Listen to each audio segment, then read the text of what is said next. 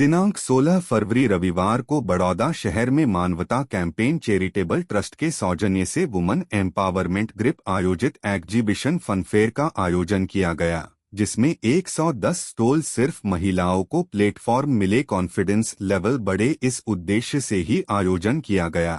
इस कार्यक्रम में महिलाओं को प्रोत्साहित करने के लिए लोगों ने बढ़ चढ़कर हिस्सा लिए और प्रोग्राम की शोभा बढ़ाए। आज 9th एन्युअल फंक्शन है वुमन एम्पावरमेंटનું અને આમાં અમે એક્ઝિબિશન ફનફેર રાખીએ છીએ, એટલે દરેક મહિલાઓને મોટું પ્લેટફોર્મ મળે છે અને 110 મહિલાઓ 12 મહિના પોતાનો બિઝનેસ સારી રીતે કરી શકે એ ઉદ્દેશથી આ પ્રોગ્રામ કરવામાં આવે છે। Thank you.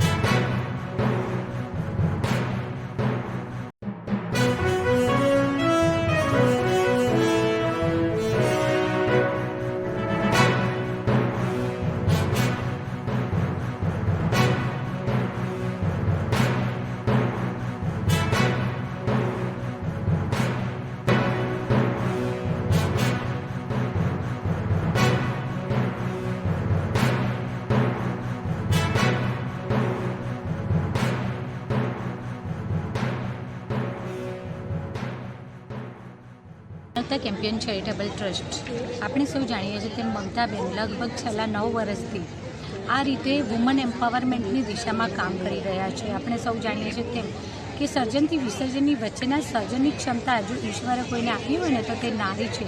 નારીની અંદર રહેલી શક્તિને એને પીછાનવી અને ખરા અર્થમાં શક્તિના અર્થને સાર્થક કરે, કેમ કે આજની નારી એ માત્ર રસોડાની રાણી થવા પૂરતી સીમિત નથી।